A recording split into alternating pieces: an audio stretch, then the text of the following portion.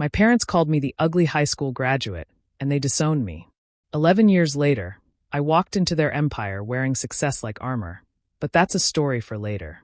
Back then, I was 19, standing in the grand living room of our Hale mansion overlooking Lake Washington.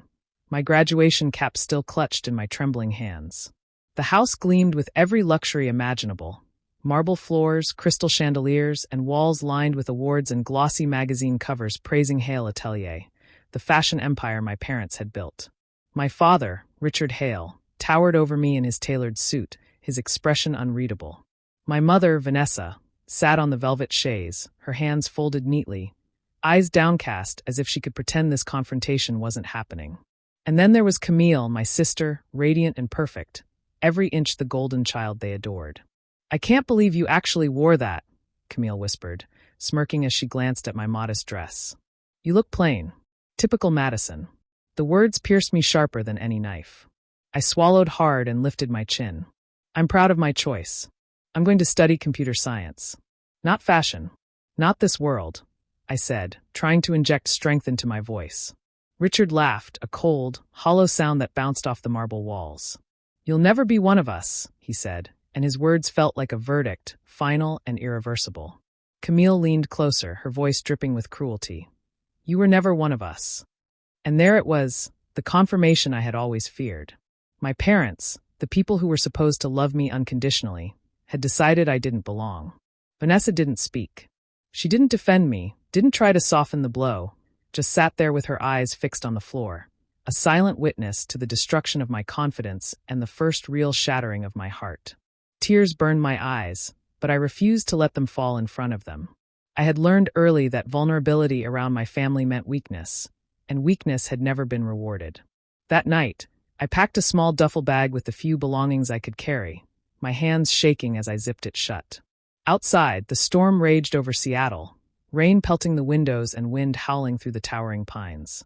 I hugged myself, listening to the thunder above, and realized that this was it. I had been disowned, abandoned, and left alone to face the world. My heart ached, but underneath it all, a small ember of defiance sparked. If they wanted me gone, fine. I would leave, but I wouldn't let their judgment define me. Stepping into the night, I walked away from the house, from the name Hale, and from everything I thought I knew about love and family. The betrayal burned deep, a wound I carried with me, shaping the person I would become. I didn't know it yet, but this night would set the stage for a journey I never imagined. A journey that would eventually bring me back, not as the rejected daughter, but as someone they could never ignore. After leaving Seattle, I landed in San Jose, California, with nothing but a duffel bag and a head full of determination. The city felt huge and unfamiliar, and for the first few weeks, I barely knew where I belonged. I survived on cheap takeout and whatever coding gigs I could find online. Some nights, I went to sleep with my stomach growling, my laptop balanced on my knees, debugging code until my eyes burned. During the day, I worked at a tiny repair shop fixing computers and phones. The work wasn't glamorous, but it kept me afloat. I soaked up every bit of knowledge I could about programming, staying late into the night to teach myself new skills. I watched tutorials, read forums, and practiced relentlessly. Sometimes I felt exhausted, but quitting wasn't an option. I couldn't let the world or my family define what I was capable of. The one person who kept me sane through it all was Avery Brooks. Avery was studying design at a nearby college and had this effortless, bright energy that made the hardest days feel lighter.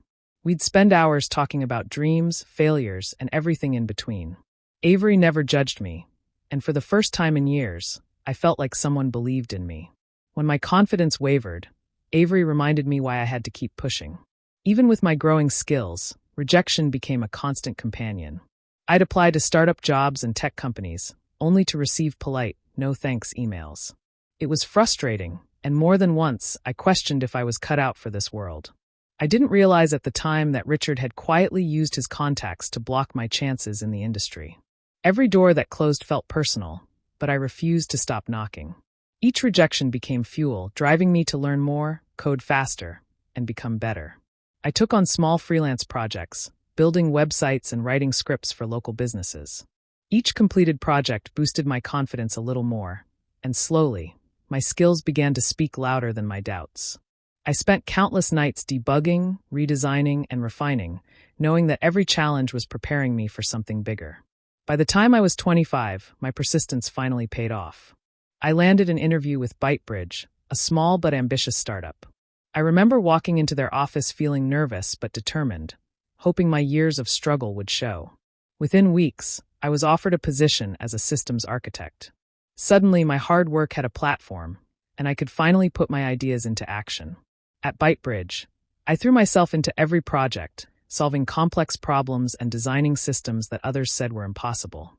I worked alongside talented people, learned faster than I ever had, and started to see the fruits of my labor. For the first time since leaving Seattle, I felt capable, recognized, and in control of my future. Those years were tough, filled with loneliness, frustration, and uncertainty, but they shaped me into someone I could be proud of. Every late night, every rejection, and every challenge built a foundation I didn't know I needed. I was no longer the girl who had been told she didn't belong. I was someone who could create her own place in the world, step by step, line by line of code. By the time I turned 28, I had built enough experience and confidence to take the biggest risk of my life. I decided to start my own company, Nexra Systems. The idea was simple but powerful. Create software that could help small businesses manage their data efficiently without the need for huge budgets or complex systems. I wanted to make technology accessible and useful, something that could genuinely make a difference for people struggling to keep their operations organized. The early days were brutal. I pitched my ideas to investors who raised skeptical eyebrows and offered hesitant smiles. Many doubted I could turn a small startup into something meaningful, and a few even suggested I find a safer path. I didn't let their skepticism shake me. I had learned to trust my instincts, to let hard work and consistency speak louder than doubts from outsiders. Every rejection became motivation to refine my strategy, sharpen my pitch, and perfect the software. Avery, who had been my closest friend and support through all the struggles, agreed to join me as creative director. Her design sense and fearless creativity transformed my rough ideas into a polished, user-friendly platform. Together, we worked tirelessly, often late into the night, sketching interfaces, testing prototypes, and brainstorming ways to improve our product. Her energy pushed me to see possibilities I hadn't imagined on my own. Gradually, the hard work started to pay off. Early clients loved the platform, praising its simplicity and efficiency. Word of mouth spread, and more small businesses reached out, curious to see what Nexra could do. The growth was steady at first, then suddenly accelerated. Within 3 years, Nexra had expanded beyond expectations, attracting significant investment and earning a valuation of $60 million. I remember staring at the financial reports, hardly believing what I saw, realizing that every sleepless night and every struggle had led to this moment. The media began to take notice. Business magazines ran features about the young woman who had quietly built a thriving tech company from nothing. Headlines called me the quiet innovator who built success from exile, and interviews asked about my journey. I answered honestly, talking about persistence, learning from failures, and refusing to give up. It felt strange to be recognized, not for wealth or connections, but for creating something valuable out of my own effort and ideas. For the first time in my life, I felt a deep sense of pride. It wasn't about revenge or proving anyone wrong. It was about survival, about turning the hardships I had endured into tangible success. I had created something that was mine, built from knowledge, resilience, and creativity. Even so, a small part of me wondered if my family ever thought about me. Did they remember the girl they had pushed away? Did they know that the plain child they dismissed had become a leader in her field? I didn't dwell on it. I had work to do, clients to meet, and a company to grow. Still, that tiny curiosity lingered, a quiet whisper from the past. It reminded me that, despite everything, I had moved beyond them, yet my story had only just begun. One quiet morning, I was at my San Francisco office, reviewing the latest reports from Nexra, when a courier arrived with a single envelope. It was heavy, thick, and ivory-colored, the kind of stationery reserved for formal events or luxury brands. My fingers hesitated for a moment before I broke the seal. Gold lettering shimmered in the sunlight. The Hale Atelier 25th Anniversary Gala. My heart skipped. 11 years had passed since I walked away from that mansion, since the night my parents had closed the door on me forever, and now here was an invitation. I set the envelope on my desk and stared at it, trying to read between the lines. Was this a genuine gesture, a public apology, or just a formality meant to make them look good in the eyes of Seattle society. I couldn't tell. My mind raced through memories, my father's cold laughter, Camille's smug whispers, and my mother's silence. The wounds felt as fresh as ever, and yet there was a strange pull. Avery noticed my sudden quiet and leaned over my shoulder. Her eyebrows rose when she saw the envelope. "They don't deserve you, Mads," she said firmly, her tone sharp but caring. "After everything, you don't need their approval. Don't let them pull you back into their world." I nodded, appreciating her honesty. She had been my anchor through every twist and turn, and I trusted her judgment more than anyone else's. But as I held the invitation, a small, sly smile formed on my lips. I didn't feel the old fear or insecurity anymore. Instead, I felt a flicker of something far more potent: control. "I'm not going to go to remind myself of what I lost," I said softly. "I'm going to go to remind them who they threw away." Avery looked at me for a moment, a mixture of concern and admiration in her eyes. She didn't speak, but I could see she understood my determination. The decision didn't take long. I called my travel assistant and booked a flight back to Seattle for the gala. My mind immediately shifted to preparations: what to wear, how to present myself, and how to carry the aura of the life I had built without them. This wasn't about reconciliation. It wasn't about forgiveness. It was about presence, about showing that the girl they had discarded had grown into a woman they could no longer ignore. I spent the rest of the day mapping out everything I needed for the trip. My office hummed with quiet energy as Nexra's systems ran smoothly in the background, a reminder of the world I had built through my own efforts. The envelope sat on my desk like a small, shining challenge, and I let it remind me of all I had accomplished, all the obstacles I had overcome, and the power I now held. By evening, I had packed, reviewed schedules, and imagined the looks on their faces when I arrived. It wasn't fear that drove me, it was resolve. For the first time in over a decade, I was heading back to the world I had left behind. Not as a scared girl, not as someone desperate for approval, but as someone who had outgrown it, someone ready to make an unforgettable entrance. The Seattle Conference Center shimmered with light, the crystal chandeliers scattering reflections across the polished floors. The air was filled with soft music, laughter, and the hum of conversations among people dressed in their finest attire. I stepped out of the car and paused for a moment, taking in the grandeur. For a second, I allowed myself a quiet thrill, not for them, but for me, for what I had become. I wore a tailored black jumpsuit, sleek and modern, designed to command attention without screaming for it. Every step I took toward the entrance drew eyes. Whispers rippled through the crowd as people recognized the name Madison Hale, the woman featured in countless business profiles and tech articles. I could feel the subtle shift in energy as attention quietly turned in my direction. Inside, the gala was in full swing. I moved through the room with measured confidence, nodding politely to a few acquaintances and investors I had met through Nexra. My focus was singular, yet the sight of my family made my pulse quicken. Camille, radiant in a champagne-colored gown, was delivering a speech near the stage. The moment her eyes locked with mine, she froze, her words halting mid-sentence. I allowed a small, almost imperceptible smile to cross my lips. The pause in her speech was brief, but it carried the weight of recognition, disbelief, and perhaps fear. Ethan Cross, her husband, noticed me immediately.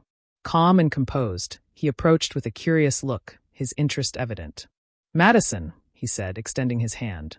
"It's good to see you here." I shook his hand lightly, letting him sense the quiet authority I carried now, the confidence that only comes from building something entirely on your own. I could feel the subtle tension around my family. Richard, always poised and controlling, caught sight of me across the room. I noticed the faint crease in his brow, the brief tightening of his jaw as he took in the woman who had walked away years ago. Vanessa's hand trembled slightly as she lifted her champagne glass, her eyes widening as she followed the path of my movement. The daughter they had dismissed, the one they had thought would never amount to anything, was now here, admired, respected, and impossible to ignore. I navigated the crowd with purpose, exchanging polite greetings while maintaining the aura of someone completely in command of her surroundings. Each glance, each whispered name, each subtle nod of acknowledgement from strangers strengthened the quiet power I felt. I wasn't here to confront them, at least not yet. I was here to exist in a space they had assumed I would never enter, to let them see that life had given me opportunities they had tried to deny. As I moved closer to the center of the room, I noticed the way guests shifted, unconsciously making space, their eyes lingering on me. Every gesture, every subtle glance reinforced the shift in perception. I wasn't the overlooked plain child anymore. I was someone who had carved her place, someone who had risen far beyond the narrow judgments of a family blinded by appearances. The gala sparkled around me, but I felt a deeper glow within, a quiet triumph that no chandelier or applause could ever fully capture. I hadn't gone far into the gala when I saw my father across the room. Richard's face tightened the moment our eyes met, his usual composure slipping just slightly. It was subtle, almost imperceptible to anyone else, but I noticed. For a second, I allowed myself a quiet satisfaction. Years of struggle had led to this moment, and now he was confronted with what he had dismissed. Camille appeared at my side moments later, her voice low and sharp. "You shouldn't be here," she said, her perfect tone failing to hide the strain. I tilted my head and smiled, calm and unshaken. "I was invited," I replied evenly, letting the words settle between us. There was no anger in my voice, only quiet authority. She blinked, as if my presence alone disrupted the carefully constructed world she had always controlled. Ethan lingered nearby, observing the exchange with an inquisitive gaze. I could tell he sensed the tension, but also recognized something else. The quiet confidence I carried, the aura of someone who had overcome everything and wasn't afraid to stand her ground. He didn't intervene, but his attention remained on me, curiosity evident in the way he studied my movements and posture. As I moved toward the center of the room, investors and guests began to approach, eager to shake my hand and ask about Nexera. Conversations started to circle around my company's achievements, its innovative solutions, and the rapid growth we had accomplished. People I had never met before expressed admiration for what I had built. The energy in the room shifted, and I felt it ripple through the crowd like a quiet wave of recognition. I noticed Richard moving closer, his attention caught by the conversations surrounding me. He overheard discussions of my leadership, the scale of Nexera, and the praise from investors who clearly respected my work. I could see realization dawn on him, the kind that arrives too late and carries the bitter weight of regret. The ugly graduate he had dismissed years ago was now commanding respect, and he could do nothing to reclaim control. Camille's composure, always so polished and effortless, began to falter. Her shoulders stiffened, her smile faltered, and her eyes betrayed the flicker of unease I had anticipated. She tried to mask it, but the cracks were evident. I moved among the crowd with measured poise, allowing the moment to unfold naturally. I wasn't speaking yet, wasn't boasting, but my presence alone was enough to unsettle them. The more people approached, the more their attention drifted toward me. Conversations about strategy, growth, and innovation drew eyes and ears, leaving Camille and Richard momentarily sidelined in the background. I could feel the quiet satisfaction of recognition, the subtle triumph of having arrived on my own terms. It wasn't loud or flashy, but it was unmistakable. The daughter they had underestimated had returned, fully grown, fully capable, and impossible to ignore. I let the room absorb me, letting every glance and whispered remark reinforce the truth I had carried for years. I belonged, not because they had allowed it, but because I had earned it. Their power over me had ended the moment I chose to build my own path, and now, that reality was undeniable. When the host announced that any guest of honor could come forward, I felt a calm certainty settle over me. I rose from my seat and made my way to the stage, each step measured and deliberate. The murmurs around the room faded as I reached the center, the soft lighting catching the edges of my black outfit, the audience's attention now fully on me. I took a deep breath and began, my voice steady. "I was raised in a world of perfection," I said, pausing just long enough for the words to settle. A world where appearances mattered more than effort, and where approval was earned only by fitting a mold. But I never belonged in that mold. I learned early that being different was seen as a flaw, and that your worth could be measured by someone else's standards. The room was silent, eyes fixed on me, the weight of my words hanging in the air. I spoke from a place of experience, letting the story of struggle, persistence, and quiet victories shape the speech. "Life has a way of testing you," I continued. "Doors close. People doubt you. But rejection does not determine your value. It is resilience, determination, and the courage to keep moving forward that define who you really are. Each challenge is an opportunity to discover strength you didn't know you had." I deliberately did not mention names. There was no need. Everyone present knew the history, and yet my words carried universal truth. You could feel the tension in the room, thick and tangible. I caught Camille's face as it paled, her composed mask slipping. Richard's grip on Vanessa's hand tightened, as if bracing for the impact, while Vanessa's eyes betrayed unease and guilt. The family I had left behind was listening, and though I didn't call them out, the message was clear. I had grown, I had survived, and I had succeeded despite their rejection. I let the words resonate a moment longer before finishing. We are not defined by the labels others place on us, nor by the closed doors we encounter. We are defined by how we rise, how we create, and how we persist. Remember that your worth is never dictated by anyone else. My gaze swept the audience, seeing nods of understanding and admiration. People whispered quietly, exchanging glances, acknowledging the truth behind what I had said. When I stepped back, the applause came like a wave, powerful and unrelenting. It wasn't just polite, it was genuine, a recognition of struggle turned into achievement, of someone who had transformed hardship into purpose. I noticed Ethan standing slightly apart, watching intently, his expression shifting from curiosity to clear respect. I didn't need his approval, but the realization that others could recognize the quiet strength I had honed over years was satisfying in a way nothing else could match. As I walked off the stage, the energy in the room still lingered, and I felt it ripple through every corner. That moment was not about revenge or proving a point. It was about presence, about showing that I had arrived on my own terms. For the first time in years, I experienced the power of being fully seen, fully acknowledged, and fully in control of my own story. The room would remember that speech long after the night ended, and so would they. The applause from the speech was still echoing in my ears when Liam Porter appeared at my side. He was a former tech consultant for Hale Atelier, someone I had met briefly years ago during a client demo. "Madison," he said quietly, glancing around as if the room itself could overhear. "Your father, he made sure some doors were closed for you. Tech companies he worked with? He blacklisted your name years ago." My stomach tightened, but it wasn't anger that rose first. It was a cold, steady clarity. That explained so much, and it explained why nothing had ever been easy. Before I could respond, Harper Cross, Ethan's sister and a well-respected lawyer, stepped forward. She held a folder in her hands, and the way she looked at me told me immediately that what she had was serious. "You need to see this," she said. I followed her to a quieter corner of the room. Harper laid out the documents carefully.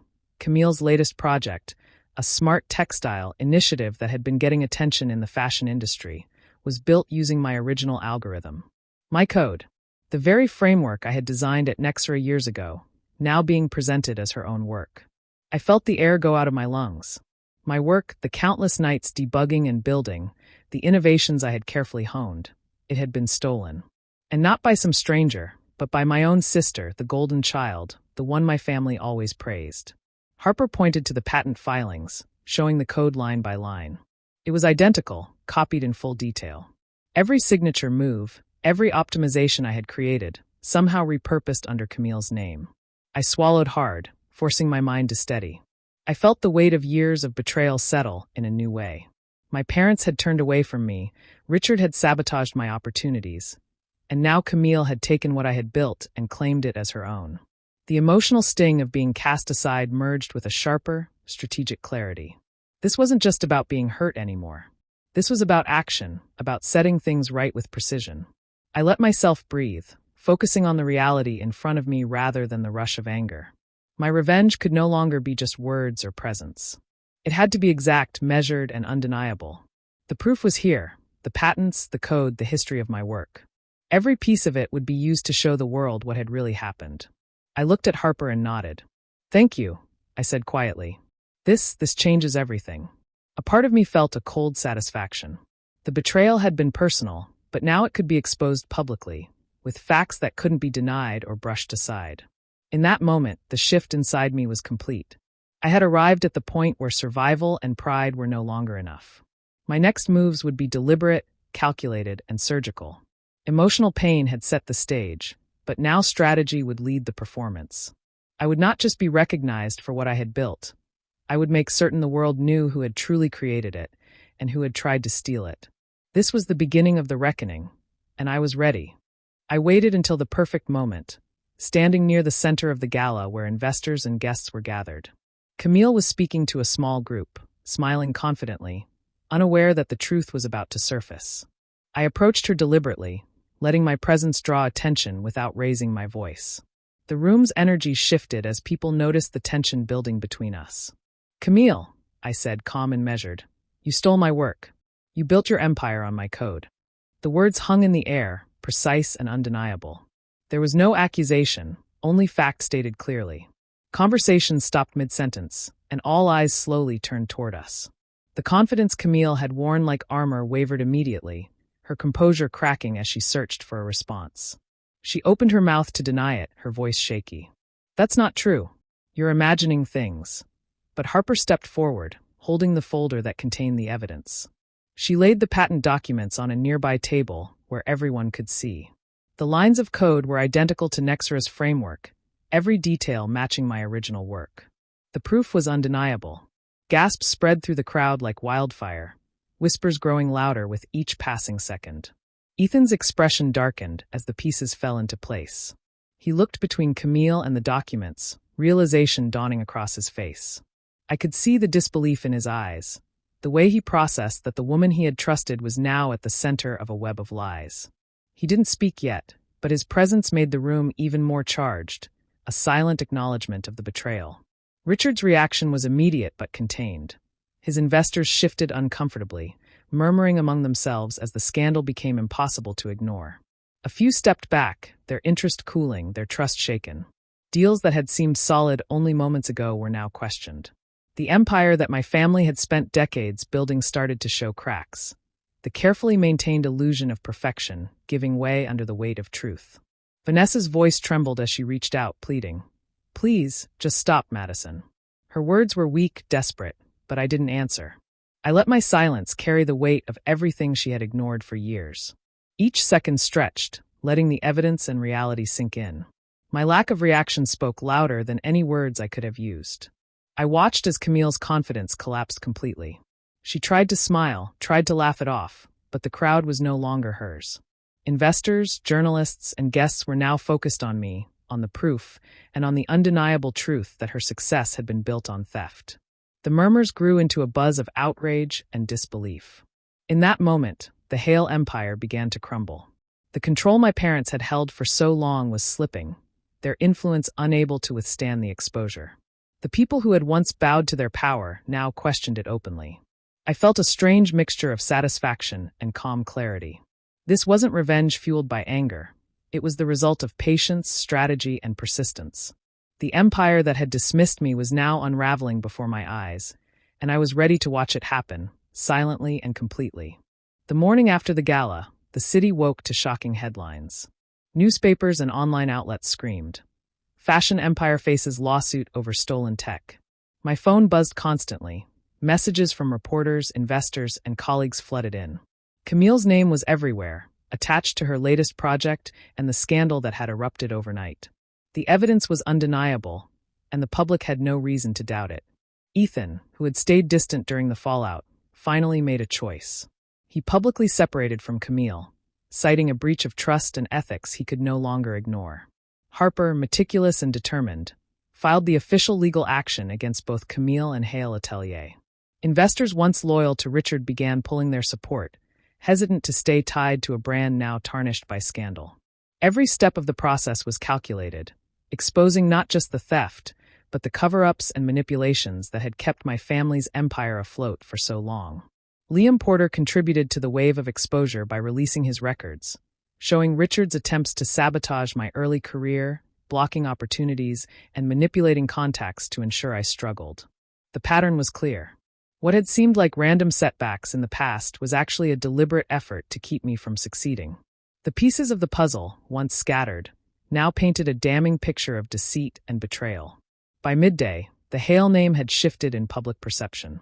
Once associated with luxury, taste, and influence, it now carried whispers of dishonesty, nepotism, and unethical practices.